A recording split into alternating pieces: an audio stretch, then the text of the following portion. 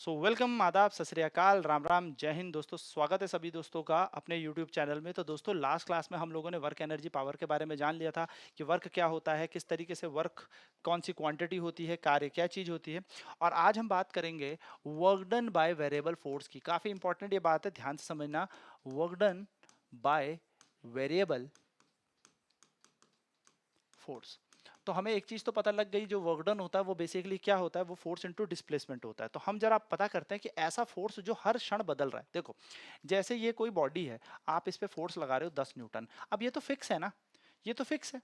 लेकिन मैं कहूं कि ये फोर्स जो है वो 10x है। अब आपके दिमाग की क्या बत्ती जलेगी? आपके दिमाग की बत्ती ऐसी जलेगी कि x यहां पर डिस्प्लेसमेंट है। जब x है तो फोर्स कितना लग रहा है? 10 न्यूटन। जब x बराबर 2 हो जाएगा तो फोर्स कितना हो जाएगा? 20 न्यूटन। यानी कि फोर्स अब परिवर्तित हो रहा है, यानी कि वेरिएबल फोर्स है। तो जब फोर्स बदलता जाएगा तो हम वर्क डन कैसे निकालेंगे सर? यानी कि तब हम कैसे कार्यों को कैलकुलेट कर सकते हैं, वर्कों को कैलकुलेट कर सकते हैं। So work done by variable force यही है।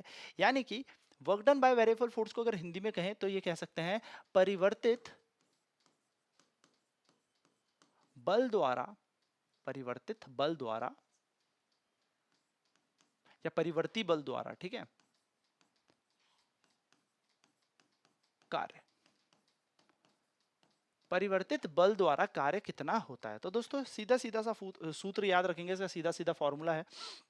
वो होगा, जब भी आपको एक वेरिएबल फोर्स दिया होगा तो आपका जो वर्क डन होता है, it will be integration of F dot D S. इनका क्या कर देना है आपको? आपको कर देना है समाकलन। और कहां से कहां तक दोस्तों? पहले विस्थापन से लेके दूसरे विस्थापन तक। और ये आपका यहां पर आंसर आ जाएगा। जब भी आपका बल, आपको क्वेश्चन में ना हिंट दी रखी होगी कि आपको एक फोर्स दे रखा होगा और वो फोर्स जो है ना वो चेंज हो रहा है विद रिस्पेक्ट टू डिस्टेंस, यानी कि वो दूरी के साथ साथ बदल रहा है। इस पे एक बहुत प्यारा क्वेश्चन है, पहले मैं आपको करवाता हूं, तब जाके आपको ये कॉन्सेप्ट क्लियर हो जाएगा।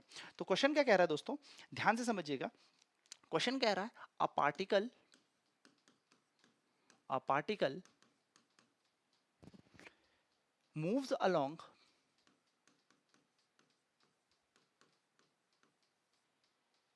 The x axis from x equal to 0 to x equal to 5 metre. ये x इक्वल टू 0 से x इक्वल टू 5 मीटर तक ये कण जो है क्या कर रहा है? चल रहा है, ठीक है। तो x बराबर 0 से लेके x बराबर 5 तक ये चला। हिंदी में भी लिखते हैं, समझते हैं। Under the influence of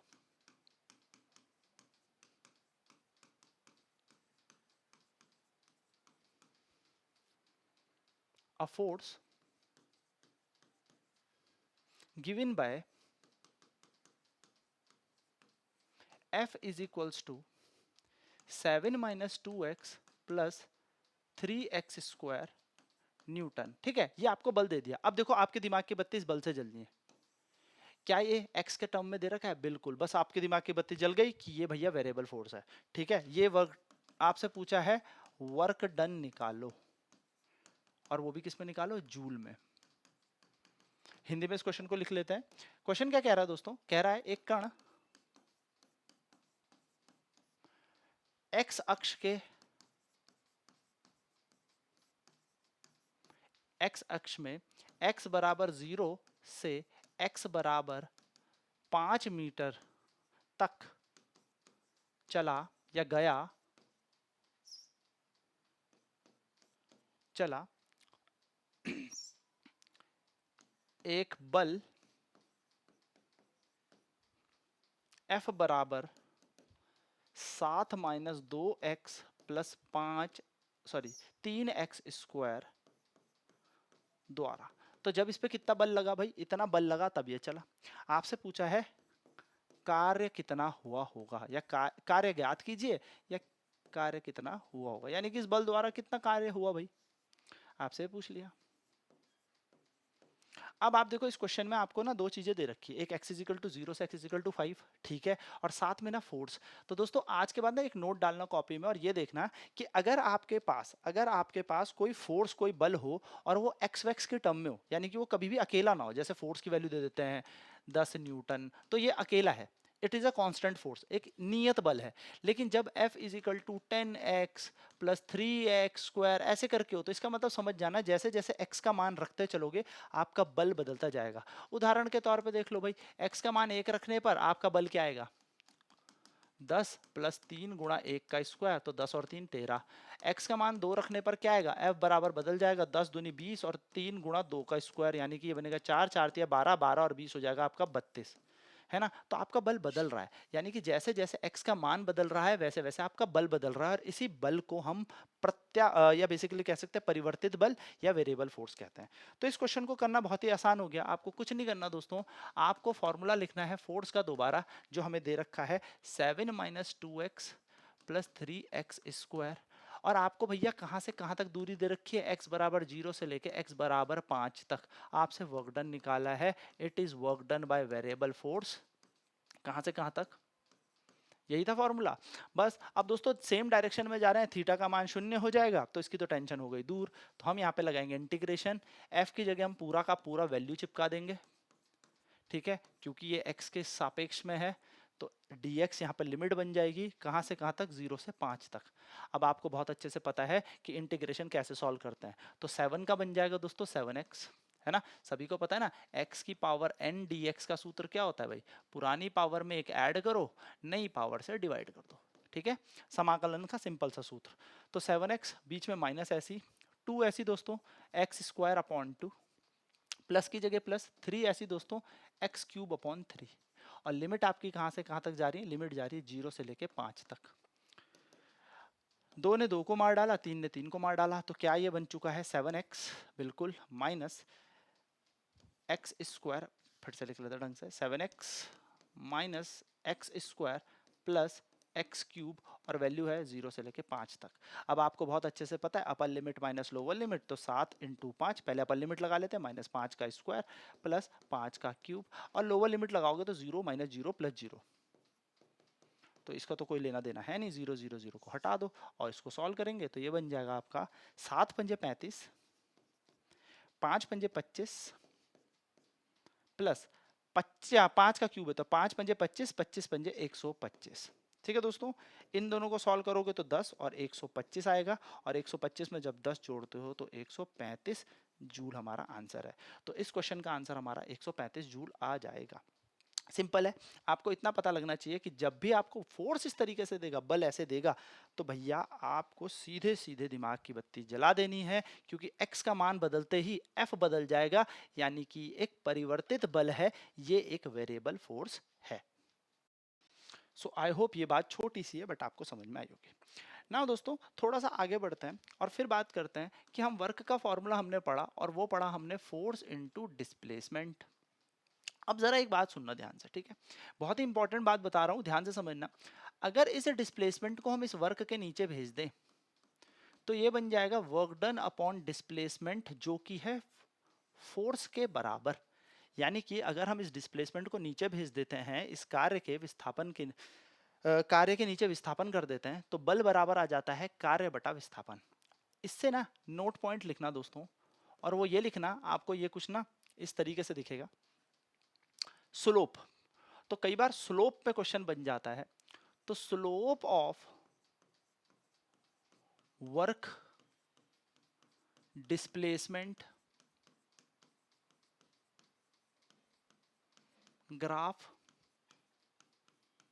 gives us force. कार्य और विस्थापन का जब ग्राफ बनेगा और उसकी जो प्रवणता होगी वो हमें बल देगी। तो कार्य विस्थापन के ग्राफ की प्रवणता हमें, इसको ढाल भी कह सकते हैं, हमें बल देती है। सिमिलरली दोस्तों जैसे यहां पर ये हुआ, उसी तरीके से वापस उस फॉर्मूले को देखो, W is equals to F into S. आपको पता है प्रवणता वाले क्वेश्चन हमने बहुत किए हैं। अगर आपको इसमें फिर भी प्रवणता सीखनी है तो आप मुझे बता दीजिएगा, मैं आपको प्रवणता सिखाऊंगा, ठीक है।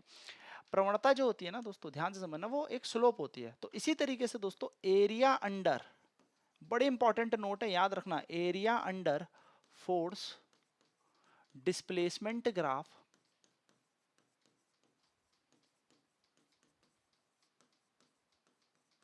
Gives us work done.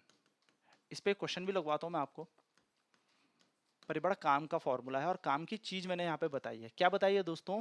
बल और विस्थापन का अगर कोई ग्राफ दिखे, किसका दिखे? बल का और विस्थापन का कोई ग्राफ दिखे,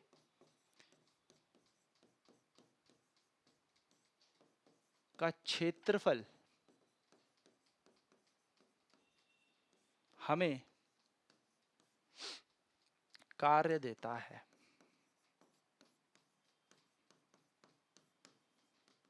और इस पे क्वेश्चन करते हैं सो दैट आपको थोड़ा और अच्छे से पता लगे। अभी जो हम पीछे वेरिएबल फोर्स निकाल रहे थे ना, उस तरीके से भी क्वेश्चन बनता है। फॉर एन एग्जांपल दोस्तों, मान लिया आपको बोला यह है फोर्स और यह है डिस्प्लेसमेंट। कोई बॉडी ऐसे चल रही है और ऐसे चल रही है, ये दे दिया, ठीक है। कुछ ग्राफ इस तरीके से दे दिया, ऐसे ये गई, एक पीक तक हिट करी और फिर ये नीचे आ गई।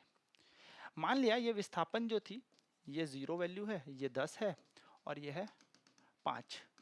आपको इस तरीके से ग्राफ दे देगा, पता है। और क्वेश्चन में सीधे पूछेगा, क्वेश्चन में कहेगा, क्वेश्चन में क्या कहेगा? क्वेश्चन में कहेगा calculate work done, calculate work done. आपसे पूछेगा कार्य ज्ञात कीजिए।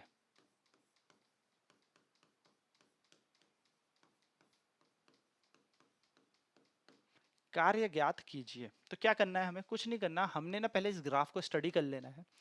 वाई एक्सिस में फोर्स जा रहा है बिल्कुल, और एक्स एक्सिस में क्या जा रहा है दोस्तों? एक्स एक्सिस में जा रही है आपकी विस्थापन, है ना। बस ये ध्यान में देना है और आपको कुछ नहीं करना। जो ये ट्रायंगल का क्षेत्रफल दिख रहा है, अगर फोर्स यानी कि बल और विस्थापन का ये ग्राफ है, तो ये जो क्षेत्रफल आपको दिख रहा है, ये क्षेत्रफल ही आपको क्या बताएगा? वर्क यानी कि कार्य बताएगा। बस इतना ध्यान देना है पेपर में, ठीक है। तो कुछ नहीं करना दोस्तों, आपको क्या निकालना है? Work done. तो आप क्या निकाल दो? एरिया निकाल दो, area under F S graph. मैंने क्या कहा? अगर आपको कार्य निकालना है तो ये निकाल दो आप, फोर्स यानी कि बल विस्थापन ग्राफ का क्षेत्रफल निकाल दो। अब क्षेत्रफल निकालना कैसे है? देखो, तो आपको यहाँ पे दिख रहा होगा, ये एक ट्रायंगल है, त्रिभुज है।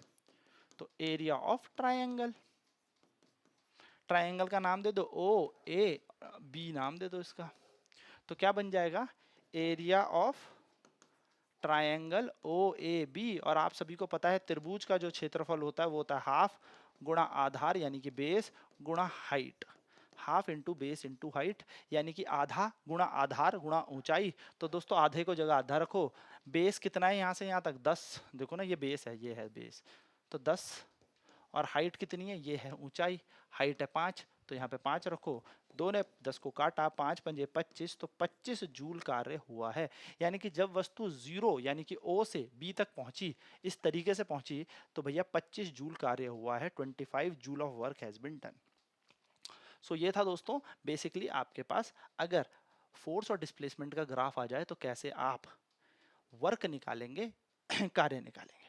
चलिए, इसी पे मैं एक क्वेश्चन आपको होमवर्क दे रहा हूँ, आप इसमें होमवर्क के लिए क्वेश्चन है, आप इसका आंसर कमेंट करें। सेम ग्राफ वही, यह है फोर्स, यह है डिस्प्लेसमेंट, ठीक है। ऐसे कुछ बॉडी चली है, 0, 5, 5, 10, और इसको ले लो आप दोस्तों 10, ठीक है। तो और यह है 15। तो आपको क्या निकालना है? आपको बताना है वर्क डन। क्या बताना है आपको? कार्य बताना है। वर्क डन आपको कैलकुलेट करना है, यानी कि आपको कार्य बताना है। तो आपने सबसे पहले ग्राफ स्टडी करना है, इधर फोर्स है, इधर डिस्प्लेसमेंट है, यस। तो ये जो एरिया निकलेगा इस ग्राफ का या इस कर्व के अंदर का, वो आपका जो एरिया है, जो क्षेत्रफल है, वो हमें कार्य बताएगा, यानी कि वर्क डन बताएगा, ठीक है। नाउ दोस्तों बात करते हैं आगे टाइप्स ऑफ वर्क की। Types of work done, types of work done, कार्य के प्रकार,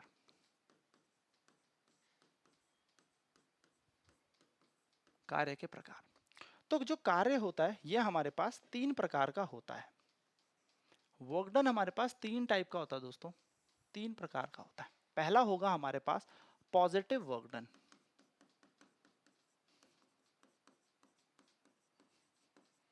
यानी कि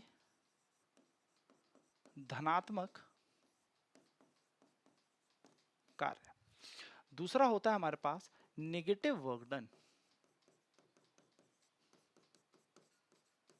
जिसको हम कहते हैं ऋणात्मक कार्य।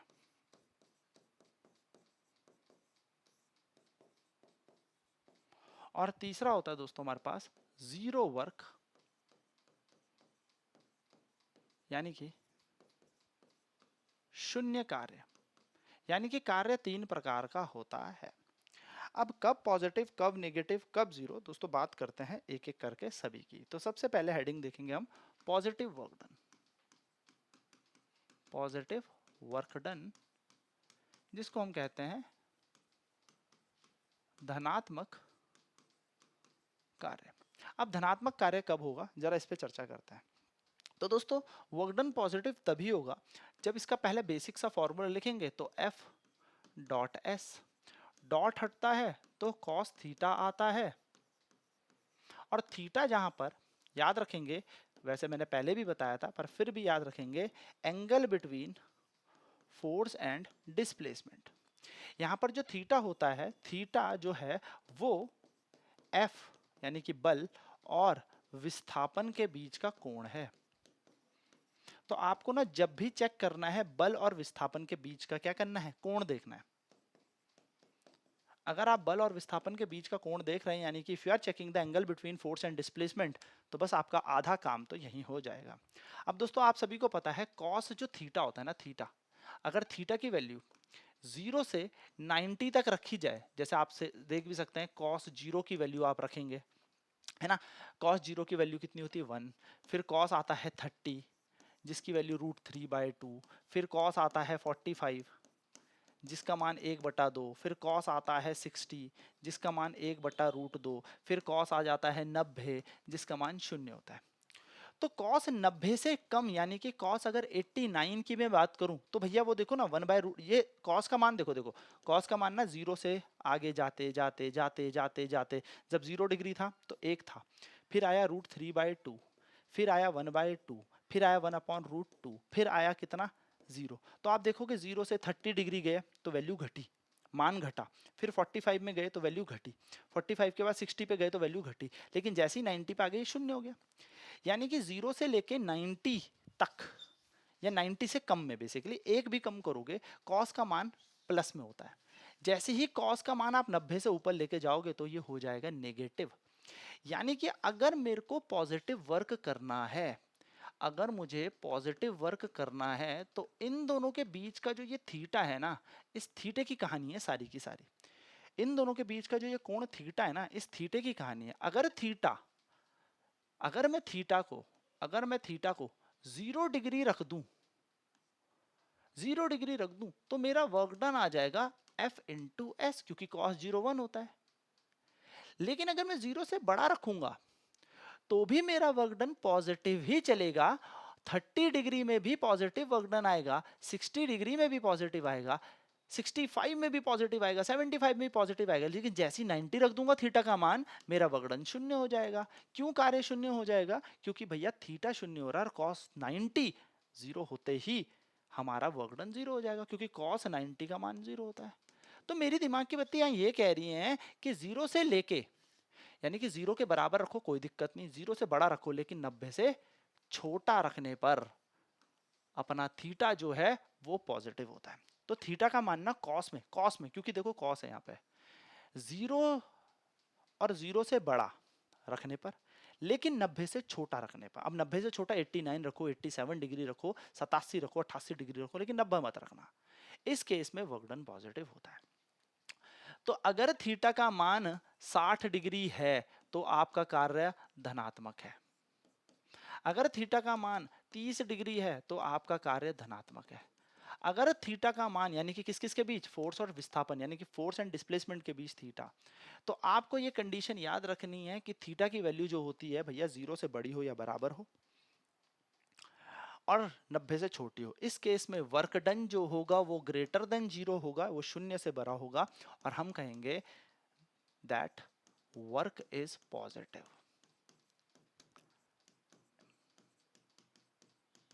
इस केस में हम कहेंगे कि यदि कार्य का मान 0 से बड़ा है तो कार्य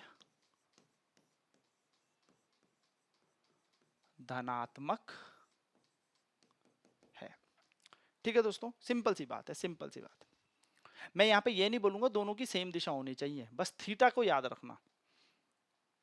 नाउ बात करते हैं दोस्तों दूसरी चीज जिसको हम कहते हैं negative work done. Negative work done यानी कि ऋणात्मक कार्य। तो ऋणात्मक कार्य कब होगा? सिंपल सी बात है दोस्तों, अब cos थीटा पे जाओगे ना तो cos की वैल्यू जैसी 90 से ऊपर जाती है, 135, 120, 140, 160, 150 ऐसे जाने लगेगी। लेकिन लेकिन लेकिन 90 से बड़ी होनी चाहिए। तो थीटा का मान जब 90 से बड़ा होगा और 180 से छोटा या 180 के बराबर, क्योंकि cos 180 -1 होता है, तो हमारा जो कार्य होगा इस टाइम कैसा होगा दोस्तों? नेगेटिव होगा। इस टाइम जो वर्क डन है, इस टाइम जो कार्य है, यहां पर इस केस में जो कार्य है वो आएगा दोस्तों 0 से छोटा। अब 0 से छोटा आपको पता है ये माइनस में नंबर चला जाता है, so that is work is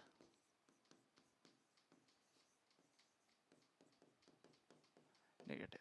जैसे ही आपका कार्य 0 से नीचे गया तो कार्य ऋणात्मक हो जाएगा।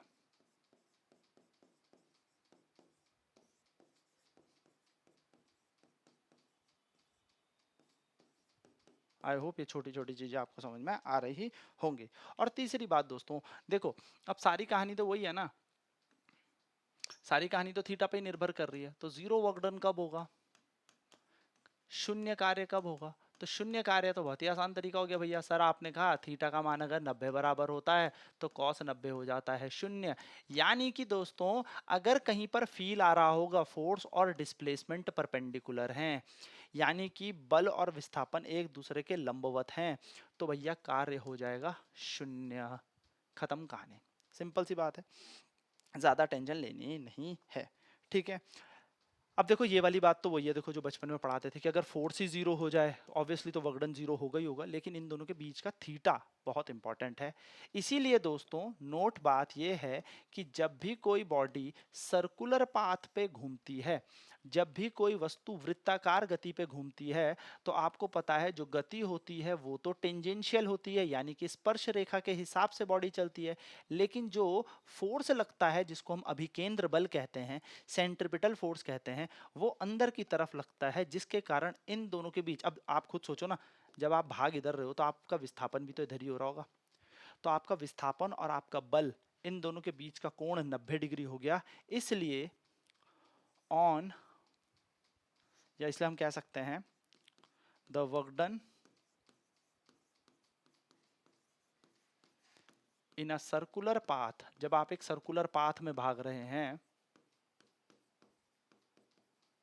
Is zero. सो वो वर्क डन कितना होता है सर्कुलर पाथ में? जीरो होता है। यानी कि वृत्ताकार गति पे, वृत्ताकार